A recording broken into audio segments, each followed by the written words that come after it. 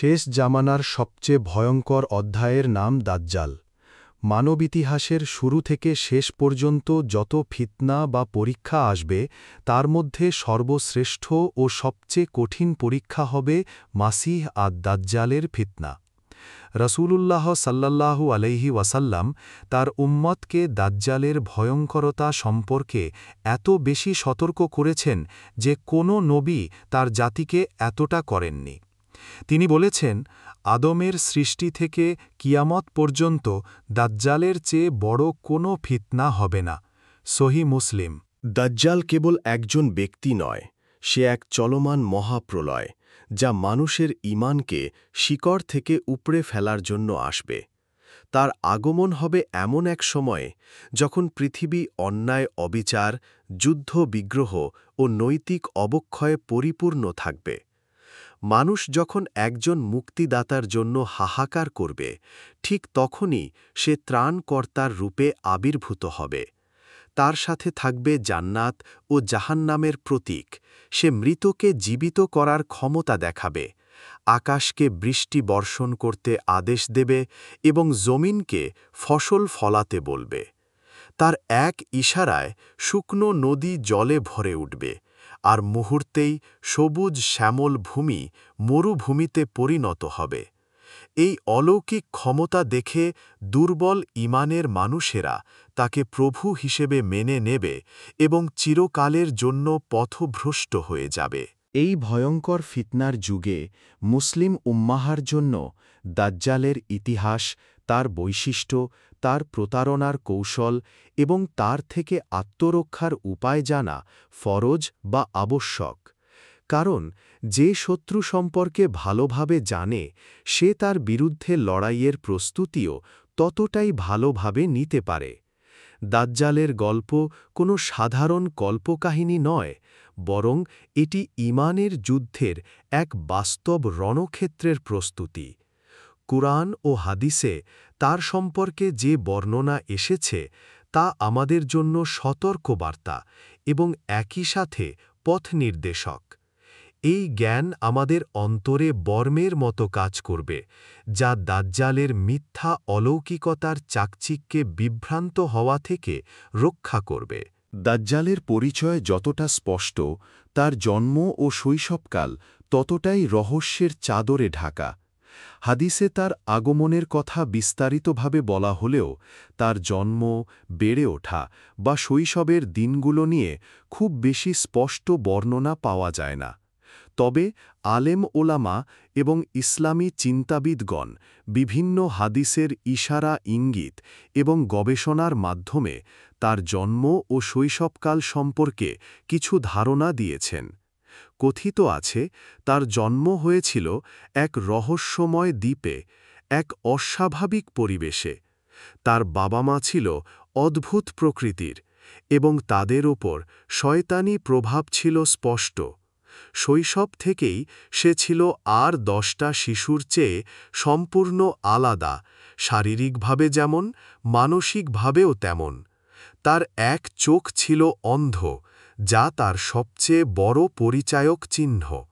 ছোটবেলা থেকেই তার মধ্যে থেকে অস্বাভাবিক ও অলৌকিক ক্ষমতার প্রকাশ ঘটত, যা তার চারপাশের মানুষকে ভীত ও বিস্মিত করত। এই গল্পে আমরা দাজ্জালের সেই রহস্যময় জন্ম, তার ভয়ঙ্কর শৈশব, তার শিক্ষা এবং কিভাবে সে ধীরে ধীরে পৃথিবীর সবচেয়ে বড় ফিতনা হয়ে ওঠার জন্য নিজেকে প্রস্তুত করেছিল, সেই অন্ধকারাচ্ছন্ন অধ্যায়গুলো উন্মোচনের চেষ্টা করব। এটি কেবল একটি কাহিনী নয়, বরং প্রতিটি মুমিনের জন্য একটি শিক্ষা, যা তাকে আখিরুজ্জামানির সবচেয়ে বড় পরীক্ষার জন্য মানসিকভাবে প্রস্তুত হতে সাহায্য করবে। দাজ্জালের জন্মস্থান নিয়ে ইসলামী আলেমদের মধ্যে বিভিন্ন মতামত প্রচলিত আছে। তবে সবচেয়ে গ্রহণযোগ্য ধারণাটি হল, তার জন্ম হয়েছিল মানব বসতি থেকে দূরে সমুদ্রের বুকে অবস্থিত কোনো এক রহস্যময় ও অভিশপ্ত দ্বীপে। এই দ্বীপের অস্তিত্ব পৃথিবীর সাধারণ মানচিত্রে নেই। এটি এমন এক গোপন স্থান যা মহান আল্লাহর নির্দেশে মানুষের চোখের আড়ালে রাখা হয়েছে, যেন নির্দিষ্ট সময়ের আগে তার অস্তিত্ব প্রকাশ না পায়। হাদিসে তামিম দারি রা এর বর্ণনায় যে দ্বীপের কথা উল্লেখ আছে, অনেকে মনে করেন সেখানেই দাজ্জালের জন্ম ও বেড়ে ওঠা। চারদিকে উত্তাল সমুদ্রের গর্জন, লবণাক্ত বাতাস আর জনমানবহীন পরিবেশ, এটাই ছিল তার জন্মের পটভূমি। কথিত আছে, যেদিন তার জন্ম হয় সেদিন প্রকৃতির আচরণ ছিল অস্বাভাবিক।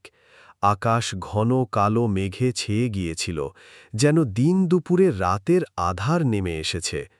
সমুদ্রের ঢেউগুলো পাগলের মতো আছড়ে পড়ছিল দ্বীপের উপকূলে, আর বাতাস এমনভাবে গর্জন করছিল যেন কোনো অশুভ শক্তি পৃথিবীকে গ্রাস করতে আসছে। চারদিকে ছিল এক ভুতুড়ে নীরবতা, পশুপাখির কোনো সাড়া শব্দ ছিল না। দ্বীপের অন্ধকার গুহায় এক রহস্যময় পরিবেশে দাজ্জালের জন্ম হয়। তার জন্মের সাথে সাথে যেন সমগ্র দ্বীপে এক অশুভ ছায়া নেমে আসে। প্রকৃতির এই ভয়ঙ্কর রূপ ছিল এক মহা ফিতনার আগমনের পূর্বাভাস। কিছু বর্ণনায় পাওয়া যায়, তার জন্মের রাতে আকাশে এমন কিছু তারকা দেখা গিয়েছিল যা আগে কেউ কখনো দেখেনি, এবং সেগুলো ছিল অশুভ সংকেত বহনকারী। দাজ্জালের বংশপরিচয় নিয়েও রয়েছে গভীর রহস্য। আলেমদের একটি বড় অংশ মনে করেন সে ইহুদি বংশোদ্ভূত হবে। তার বাবা মা নিয়েও রয়েছে নানা বর্ণনা। একটি বর্ণনায় বলা হয়েছে তার বাবা ছিল লম্বা, বিশাল দেহের অধিকারী এবং তার নাক ছিল পাখির ঠোঁটের মতো। অন্যদিকে তার মা ছিল স্থূলকায় এবং তার হাত দুটি ছিল অস্বাভাবিক লম্বা। তারা প্রায় ৩০ বছর নিঃসন্তান ছিল এবং তাদের উপর শয়তানের গভীর প্রভাব ছিল। তারা মূর্তি পূজা করত এবং কালো জাদু বা শয়তানি শক্তির উপাসনা করত। কথিত আছে, এক শয়তানি চুক্তির মাধ্যমে তারা এই সন্তান লাভ করে। ফলে দাজ্জালের জন্মের ওপর মানুষের প্রভাবের চেয়ে শয়তানের প্রভাবই ছিল বেশি। সে ছিল যেন মানুষ ও জিনের এক সম্মিলিত রূপ। তার রক্তে মাংসে মিশেছিল শয়তানি ধূর্ততা, অহংকার আর মানব বিদ্বেষ। তার জন্মের পর থেকেই তার মধ্যে শয়তানি প্রভাবের ছাপ স্পষ্ট হয়ে ওঠে। সে সাধারণ শিশুদের মতো কাঁদত না, বরং তার দৃষ্টি ছিল স্থির এবং ভীতি জাগানিয়া। তার ঘুম ছিল অস্বাভাবিক। সে যখন ঘুমাত তার চোখ খোলা থাকত, কিন্তু অন্তর সজাগ থাকত, যা ছিল তার অন্যতম একটি বৈশিষ্ট্য। তার জন্মের পর তার বাবা মা এক ধরনের মিশ্র অনুভূতিতে ভুগত। একদিকে তারা তাদের এই বিশেষ সন্তানকে নিয়ে গর্বিত ছিল, কারণ তারা মনে করত সে কোনো দৈব শক্তি নিয়ে জন্মেছে। অন্যদিকে তার অস্বাভাবিক আচরণ ও ভীতিকর চাহনি দেখে তারা আতঙ্কিতও হতো। তাদের ঘরে যেন এক জীবন্ত অভিশাপ নেমে এসেছিল, যার ভবিষ্যৎ কর্মকাণ্ড সম্পর্কে তারা ছিল সম্পূর্ণ অজ্ঞ।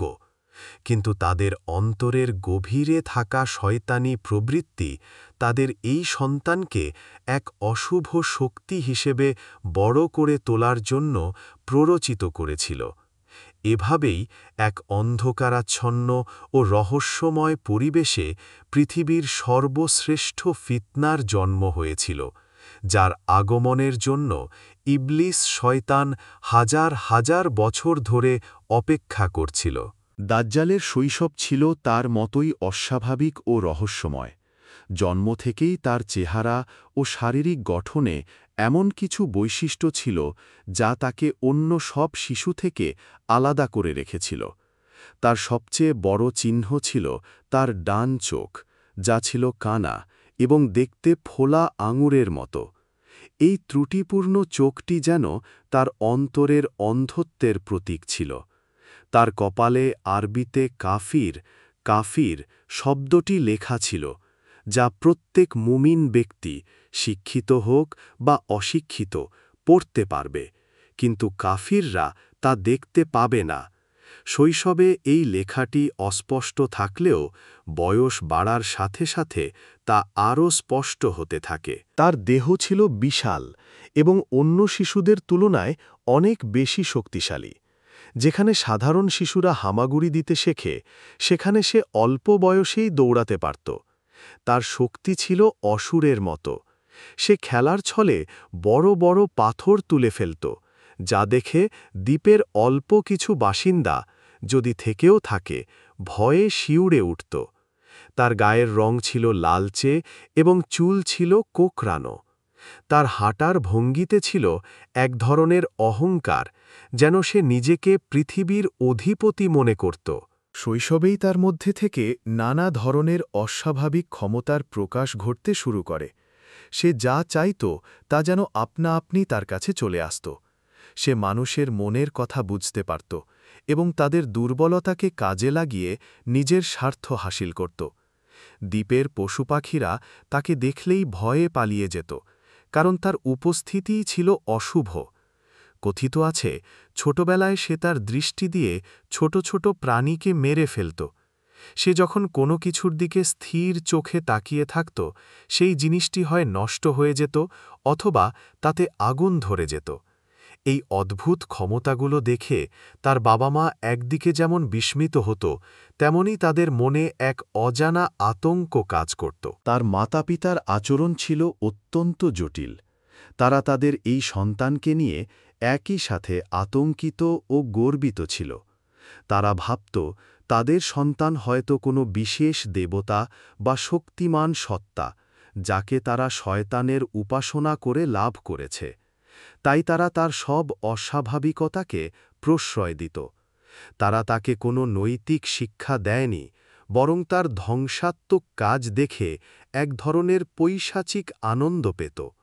যখন সে অন্য শিশুদের উপর অত্যাচার করত বা কোনো প্রাণীকে কষ্ট দিত, তারা তাকে বাধা দেওয়ার পরিবর্তে উৎসাহিত করত।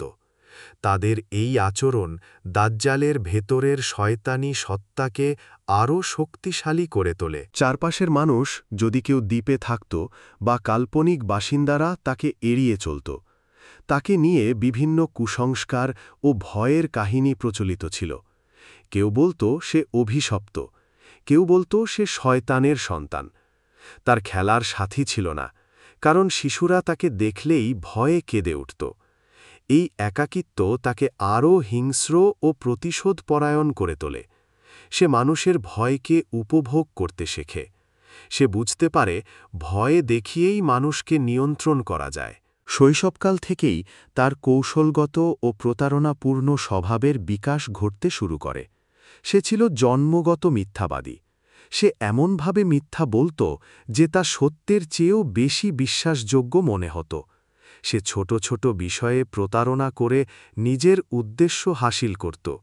যেমন, সে দুটি শিশুকে একে অপরের বিরুদ্ধে এমনভাবে মিথ্যা বলে লাগিয়ে দিত যে তাদের মধ্যে শত্রুতা তৈরি হয়ে যেত। সে মানুষকে ধোঁকা দিয়ে তাদের দুর্বলতার সুযোগ নিত। এই ছোট ছোট প্রতারণাগুলোই ছিল তার ভবিষ্যৎ মহা প্রতারণার রিহার্সাল। সে শৈশবেই শিখে গিয়েছিল কিভাবে মানুষের বিশ্বাস অর্জন করতে হয় এবং তারপর সেই বিশ্বাসকে ভেঙে দিয়ে তাদের নিয়ন্ত্রণ করতে হয়। তার শৈশবকাল ছিল এক ঠান্ডা মাথার ভিলেনের বেড়ে ওঠার গল্প, যেখানে প্রতিটি দিন সে নিজেকে ভবিষ্যতের সবচেয়ে বড় ফিতনার জন্য প্রস্তুত করছিল। দাজ্জালের প্রথাগত কোনো শিক্ষা ছিল না, যেমনটা সাধারণ মানুষের থাকে। তার শিক্ষক ছিল স্বয়ং ইবলিস শয়তান এবং তার অনুসারী জিনেরা। সেই নির্জন দ্বীপে, যেখানে জ্ঞানের আলো পৌঁছায় না, সেখানে সে শয়তানি জ্ঞান, কালো জাদু এবং মানুষকে বিভ্রান্ত করার কৌশল শিখতে শুরু করে। তার পাঠশালা ছিল অন্ধকার গুহা, নির্জন পর্বত আর উত্তাল সমুদ্রের তীর। ইবলিস তাকে শেখাত কিভাবে মানুষের মনে ওয়াসওয়াসা, কুমন্ত্রণা দিতে হয়, কিভাবে তাদের ঈমানকে দুর্বল করতে হয় এবং কিভাবে তাদের আশা ও ভয়কে পুঁজি করে নিজের দাসে পরিণত করতে হয়। তার শিক্ষার মূল ভিত্তি ছিল তিনটি। এক, জাদুবিদ্যা ও বিভ্রম সৃষ্টি। সে এমন সব জাদু শিখত যা সাধারণ মানুষের কাছে অলৌকিক মনে হবে। সে শিখত কিভাবে দৃষ্টিবিভ্রম ঘটাতে হয়, কিভাবে মেঘকে আদেশ দেওয়ার অভিনয় করতে হয়, কিভাবে মাটির নিচে থাকা সম্পদ বের করে আনার ভান করতে হয়। এই জাদুগুলো ছিল তার ভবিষ্যৎ কর্মকাণ্ডের ভিত্তি। সে বুঝত মানুষ চোখে যা দেখে তাই বিশ্বাস করে, তাই সে এমন সব বিভ্রম তৈরির কৌশল রপ্ত করেছিল যা দিয়ে সে নিজেকে ঈশ্বর হিসেবে প্রমাণ করতে পারবে। ২. মনস্তাত্ত্বিক জ্ঞান। ইবলিস তাকে মানব মনস্তত্ত্বের গভীর জ্ঞান দান করে। সে শিখত মানুষের সবচেয়ে বড় দুর্বলতা কি, সম্পদের লোভ, ক্ষমতার মোহ, দীর্ঘজীবী হওয়ার আকাঙ্ক্ষা আর প্রিয়জনকে হারানোর ভয়। সে এই দুর্বলতাগুলোকে কাজে লাগানোর নিখুঁত কৌশল আয়ত্ত করে। সে জানত কাকে সম্পদ দিয়ে কিনতে হবে, কাকে ক্ষমতার লোভ দেখিয়ে বশ করতে হবে, আর কাকে ভয় দেখিয়ে নতজানু করতে হবে। ৩. ধূর্ততা ও প্রতারণা। তার শিক্ষার সবচেয়ে বড় অংশ ছিল প্রতারণার কলা। সে শিখত কিভাবে সত্যের সাথে মিথ্যাকে এমনভাবে মিশিয়ে দিতে হয় যে মানুষ আর সত্য মিথ্যার পার্থক্য করতে পারে না। সে শিখত কিভাবে নিজেকে মসিহ বা ত্রাণকর্তা হিসেবে উপস্থাপন করতে হয়, যদিও তার আসল উদ্দেশ্য হল মানব জাতিকে ধ্বংস করা। এই শয়তানি শক্তির সান্নিধ্যে থেকে দাজ্জাল ধীরে ধীরে তার অলৌকিক ক্ষমতার ব্যবহার শুরু করে। শৈশবে যা ছিল খেলার ছলে, কৈশোরে তা হয়ে ওঠে তার শক্তি পরীক্ষার মাধ্যম। সে দ্বীপের কাল্পনিক বাসিন্দাদের বা জিনদের ওপর তার ক্ষমতা প্রয়োগ করত। সে খেলার ছলে তাদের সামনে মিথ্যা অলৌকিকতা সৃষ্টি করত, যেমন একটি মরা গাছকে তার ইশারায় মুহূর্তের জন্য সবুজ পাতায় ভরিয়ে দিত, আবার পরক্ষণেই তা আগের মতো মৃত হয়ে যেত। সে আকাশে মেঘ জমিয়ে বৃষ্টির বিভ্রম তৈরি করত, কিন্তু এক ফোঁটা পানিও পড়ত না। এই ছোট ছোট কাজগুলোর মাধ্যমে সে মানুষের মধ্যে বিভ্রান্তি তৈরি করার অনুশীলন করত। সে দেখত মানুষ কত সহজে অলৌকিকতায় বিশ্বাস করে এবং কিভাবে তাদের বিশ্বাসকে নিয়ে খেলা করা যায়। সে দ্বীপের বাসিন্দাদের মধ্যে ছোট ছোট ফটা লাগাত, একজনকে আরেকজনের বিরুদ্ধে উস্কে দিত, তাদের মধ্যে বিভেদ তৈরি করে দূর থেকে মজা দেখত। সে তাদের বিশ্বাস ও মূল্যবোধকে প্রশ্নবিদ্ধ করত। সে তাদের বোঝানোর চেষ্টা করত যে ভালো মন্দের কোনো চিরন্তন ধারণা নেই, শক্তিই হল আসল সত্য। তার বেড়ে ওঠার প্রতিটি মুহূর্ত ছিল এক মহা পরিকল্পনার অংশ। শয়তান তাকে এমনভাবে তৈরি করছিল যেন সে মানব ইতিহাসের সবচেয়ে নিখুঁত ও শক্তিশালী প্রতারক হতে পারে। তার জ্ঞান ছিল, কিন্তু তা ছিল পথভ্রষ্ট করার জ্ঞান। তার শক্তি ছিল, কিন্তু তা ছিল ধ্বংসের শক্তি। তার শিক্ষা তাকে মানুষ থেকে এক শয়তানি সত্তায় রূপান্তরিত করছিল, যে কেবল একটি নির্দিষ্ট সময়ের জন্য অপেক্ষা করছিল, যখন সে তার শৃঙ্খল থেকে মুক্ত হয়ে পৃথিবীকে তার সবচেয়ে বড় পরীক্ষার মুখোমুখি করবে। কৈশোরে পদার্পণ করার সাথে সাথে দাজ্জালের ভয়ঙ্কর রূপ আরও স্পষ্টভাবে প্রকাশ পেতে শুরু করে। তার দেহ আরও শক্তিশালী ও বিশাল হয়ে ওঠে। তার শারীরিক শক্তি এতটাই বেড়ে যায় যে সে একাই বড় বড় চাট্টান সরাতে পারত। তার কানা চোখটি আরও বীভৎস দেখাত, আর তার চাহনিতে এমন এক সম্মোহনী শক্তি তৈরি হয় যে মানুষ তার দিকে তাকালে বিভ্রান্ত হয়ে যেত। তার কণ্ঠস্বর হয়ে ওঠে গভীর ও কর্তৃত্বপরায়ণ। তার কথায় এমন এক প্রভাব ছিল যে দুর্বল চিত্তের মানুষ সহজেই তার দ্বারা প্রভাবিত হয়ে যেত। এই সময়ে তার শয়তানি পরিকল্পনার গভীরতাও বাড়তে থাকে। সে এখন আর ছোট ছোট প্রতারণা বা ভয় দেখানোর মধ্যে সীমাবদ্ধ ছিল না। সে বুঝতে পারে পৃথিবীকে শাসন করতে হলে তার একটি অনুসারী বাহিনী দরকার। তাই সে তার চারপাশে থাকা জিন ও দ্বীপের অল্প কিছু বিপদগামী মানুষকে নিয়ে একটি ছোট গোষ্ঠী তৈরি করার চেষ্টা করে। সে তাদের সামনে বড় বড় অলৌকিক ঘটনা ঘটিয়ে দেখাত এবং নিজেকে এক বিশেষ ক্ষমতাধর সত্তা হিসেবে প্রমাণ করত। সে তাদের শেখাত যে প্রচলিত ধর্ম ও বিশ্বাসগুলো হল দুর্বলদের জন্য, আর আসল শক্তি হল তার হাতে। সে তার অনুসারীদের মনে এই বিশ্বাস ঢুকিয়ে দেয় যে সেই তাদের ভাগ্য নিয়ন্ত্রণ করতে পারে। সে তাদের ছোট ছোট ইচ্ছা পূরণ করে তাদের বিশ্বাস অর্জন করত, আর তারপর তাদের দিয়ে বড় বড় অনৈতিক কাজ করাত। এভাবেই সে তার প্রথম অনুসারী দল তৈরি করে, যারা তার প্রতি ছিল অন্ধভাবে অনুগত। এই ছোট গোষ্ঠীটিই ছিল তার ভবিষ্যৎ বিশাল বাহিনীর নিউক্লিয়াস। তার অন্ধ চোখের রহস্য ছিল তার পরিচয়ের একটি গুরুত্বপূর্ণ অংশ। মানুষ তার এই শারীরিক ত্রুটি নিয়ে নানা কথা বলত। কেউ এটিকে তার দুর্বলতা মনে করত, কিন্তু দাজ্জাল এটিকে তার শক্তিতে পরিণত করে। সে বোঝাত যে তার একটি চোখ কানা হলেও তার অন্য চোখ দিয়ে সে এমন কিছু দেখতে পায় যা সাধারণ মানুষ দেখতে পায় না। সে দাবি করত তার এই চোখ অতীত ও ভবিষ্যৎ দেখতে সক্ষম। প্রকৃতপক্ষে তার এই অন্ধ চোখটি ছিল মহান আল্লাহর পক্ষ থেকে একটি স্পষ্ট নিদর্শন। এটি ছিল একটি চিহ্ন যা মানুষকে বোঝাবে যে এই ব্যক্তি নিজে ঈশ্বর হতে পারে না, কারণ তার নিজের মধ্যেই অপূর্ণতা রয়েছে। যে নিজের একটি ত্রুটি সারাতে পারে না, সে কিভাবে সমগ্র বিশ্বের প্রভু হতে পারে? তার কানা চোখটি ছিল মানুষের জন্য একটি সতর্কবার্তা। এটি শুধু তার শারীরিক অন্ধত্বের প্রতীক ছিল না, বরং তার অনুসারীদের আধ্যাত্মিক ও অন্তরের অন্ধত্বেরও প্রতীক ছিল। যারা তার মতো বাহ্যিক চাকচিক্য ও অলৌকিকতা দেখে বিভ্রান্ত হবে, তারাও আসলে সত্যকে দেখার ক্ষমতা হারিয়ে ফেলবে। তারাও হবে অন্তর অন্ধ। কৈশোরে দাজ্জাল তার পরিচয় ও উদ্দেশ্য সম্পর্কে আরও সচেতন হয়ে ওঠে। সে বুঝতে পারে তার জন্ম হয়েছে এক বিশেষ উদ্দেশ্যে, আর তা হল মানব জাতিকে পরীক্ষা করা এবং পৃথিবীকে শাসন করা। এই চিন্তা তার অহংকারকে আরও বাড়িয়ে দেয় এবং সে নিজেকে ঈশ্বরের সমকক্ষ ভাবতে শুরু করে।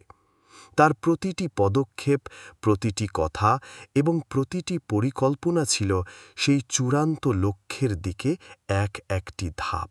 হাদিসের সবচেয়ে নির্ভরযোগ্য বর্ণনা অনুযায়ী দাজ্জাল পৃথিবীর কোনো এক অজানা দ্বীপে লৌহ শৃঙ্খলে আবদ্ধ অবস্থায় আছে এবং কিয়ামতের আগে আল্লাহর নির্দেশে সে মুক্তি পাবে। সহি মুসলিমে বর্ণিত তামিম দারি রাদিয়াল্লাহু আনহু এর হাদিসটি এই রহস্যের উপর সবচেয়ে স্পষ্ট আলোকপাত করে। তামিম দারি রাদিয়াল্লাহু আনহু ছিলেন একজন খ্রিস্টান, যিনি পরে ইসলাম গ্রহণ করেন। তিনি তার কয়েকজন সঙ্গীকে নিয়ে একবার সমুদ্র যাত্রায় বেরিয়েছিলেন। এক ভয়ঙ্কর সামুদ্রিক ঝড়ে তাদের জাহাজটি পথ হারিয়ে ফেলে এবং 1 মাস সমুদ্রে ভাসার পর তারা একটি অজানা দ্বীপে এসে পৌঁছান। সেই দ্বীপে তারা এক অদ্ভুত ও রহস্যময় প্রাণীর দেখা পান, যার সারা শরীর ছিল ঘন পশমে ঢাকা। প্রাণীটি এতটাই লোমশ ছিল যে তার মুখ বা পেছন চেনা যাচ্ছিল না। প্রাণীটি মানুষের ভাষায় কথা বলে এবং নিজের পরিচয় দেয় আল জাসসাসা, গুপ্তচর হিসেবে। সে তাদের দ্বীপের একটি মঠের দিকে যাওয়ার নির্দেশ দেয়, যেখানে এক বিশেষ ব্যক্তি তাদের জন্য অপেক্ষা করছে। তামিম দারি ও তার সঙ্গীরা ভীত ও বিস্মিত হয়ে সেই মঠের দিকে এগিয়ে যান। সেখানে তারা এক বিশালদেহী ব্যক্তিকে দেখতে পান, যাকে এত শক্ত করে শিকল দিয়ে বাঁধা ছিল যা তারা আগে কখনো দেখেনি। তার হাত দুটি ঘাড়ের সাথে এবং হাঁটু থেকে গোড়ালি পর্যন্ত লোহার শিকলে বাঁধা ছিল। সেই ব্যক্তিই ছিল দাজ্জাল।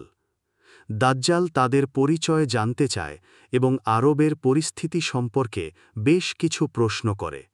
সে জিজ্ঞেস করে, বাইসানের খেজুর বাগানে কি এখনও ফল ধরে? তাবারিয়া হ্রদে কি এখনও পানি আছে? জুগার নামক ঝর্ণা দিয়ে কি সেখানকার মানুষ এখনও সেচকাজ করে? নিরক্ষরদের নবী মোহাম্মদ সাল্লাল্লাহু আলাইহি ওয়াসাল্লাম কি আবির্ভূত হয়েছেন? সাহাবীরা তার সব প্রশ্নের উত্তর দেন।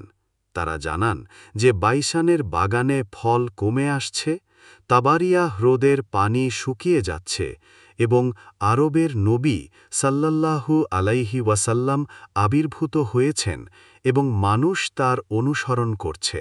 সব শুনে দাজ্জাল বলে, শোনো, খুব শীঘ্রই আমাকে বের হওয়ার অনুমতি দেওয়া হবে।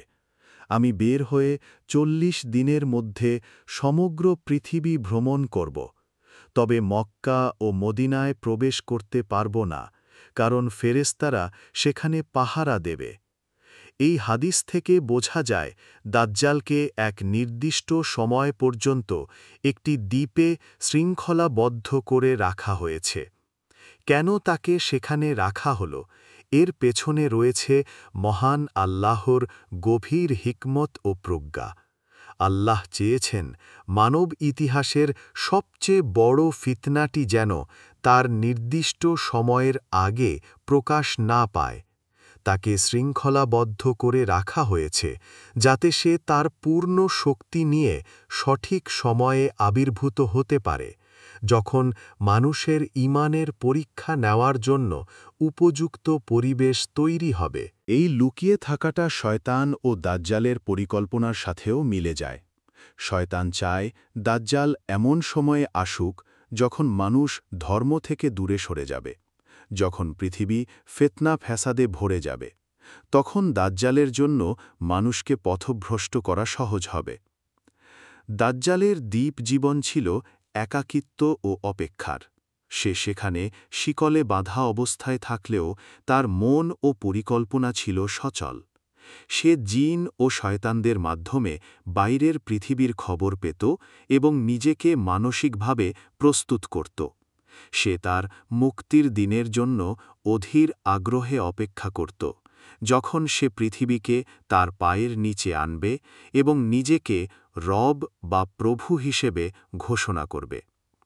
তার এই বন্দি জীবন ছিল ঝড়ের আগের শান্ত অবস্থার মতো, এক ভয়ঙ্কর ধ্বংসযজ্ঞের পূর্ব প্রস্তুতি। শৃঙ্খলাবদ্ধ অবস্থায় থাকলেও দাজ্জালের মন ছিল মুক্ত। সেই নির্জন দ্বীপে বসে সে তার ভবিষ্যৎ সাম্রাজ্যের স্বপ্ন দেখত। তার মনের ভেতরে ছিল পৃথিবী শাসনের এক তীব্র আকাঙ্ক্ষা।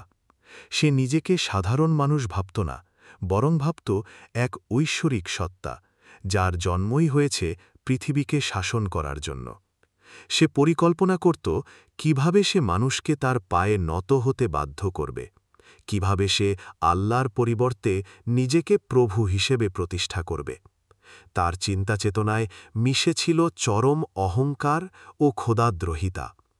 বন্দি অবস্থাতেই সে তার ভবিষ্যৎ ফিতনার রিহার্সাল করত।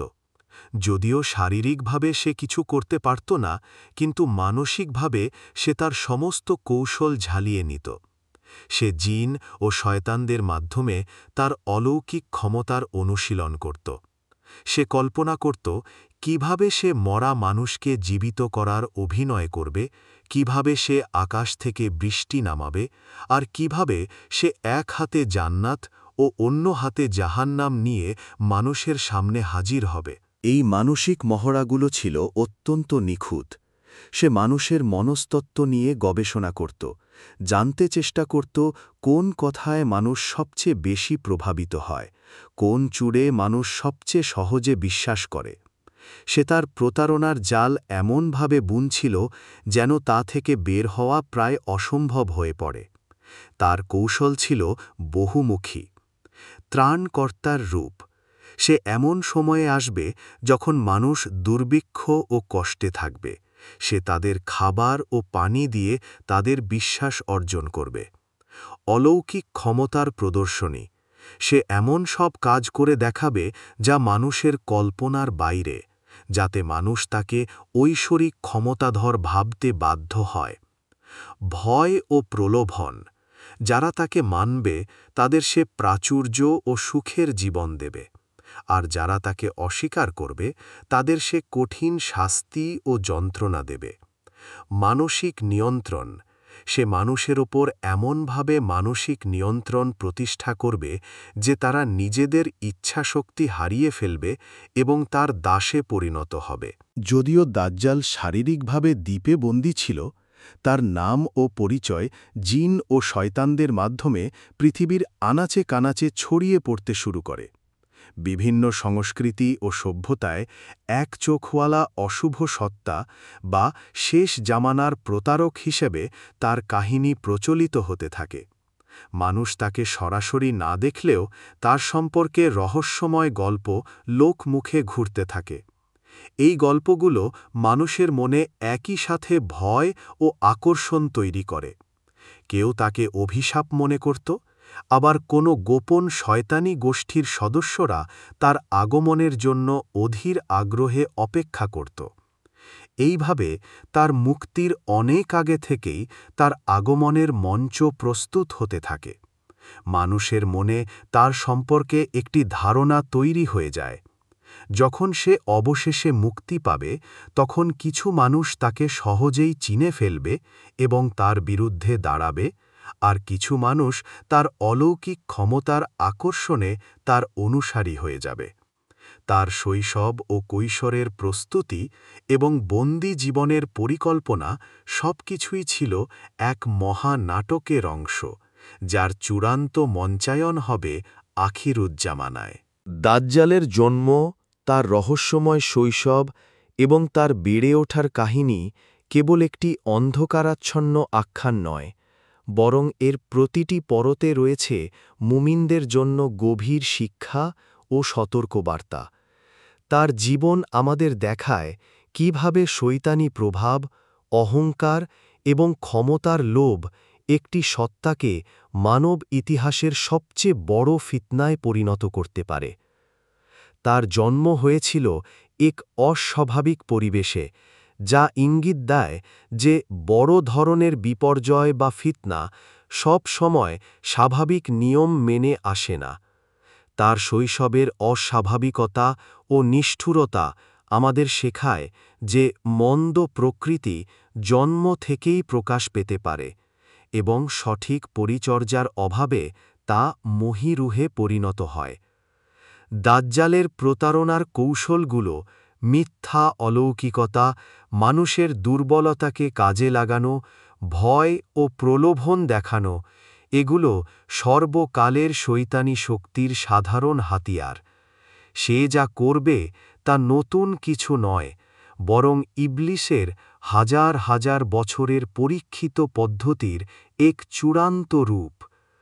তার গল্প জেনে আমরা বুঝতে পারি আমাদের ঈমানের পরীক্ষা কেবল ইবাদতের মধ্যে সীমাবদ্ধ নয়, বরং তা মিথ্যাকে চেনার এবং সত্যের ওপর অবিচল থাকার ক্ষমতার ওপরও নির্ভরশীল। আজকের পৃথিবীতে আমরা যে অগণিত ফিতনার সম্মুখীন হচ্ছি, মিডিয়ার মিথ্যাচার, ভোগবাদের আকর্ষণ, নৈতিক অবক্ষয়, সত্য মিথ্যার মিশ্রণ, এগুলো সবই যেন দাজ্জালের মহা ফিতনার ছোট ছোট সংস্করণ বা রিহার্সাল। এই ফিতনাগুলো আমাদের অন্তরকে দাজ্জালের মহা ফিতনার জন্য প্রস্তুত বা অপ্রস্তুত করে তুলছে। যারা এই ছোট ফিতনাগুলোতে পথভ্রষ্ট হবে, তাদের জন্য দাজ্জালের সামনে টিকে থাকা হবে অত্যন্ত কঠিন। সুতরাং আল্লাহর বান্দা হিসেবে আমাদের সর্বদাই সতর্ক থাকা অপরিহার্য। দাজ্জালের ফিতনা থেকে বাঁচার সবচেয়ে বড় অস্ত্র হল জ্ঞান ও ঈমান। আমাদের জানতে হবে দাজ্জাল কে, তার চিহ্ন কি, তার প্রতারণার ধরন কেমন হবে।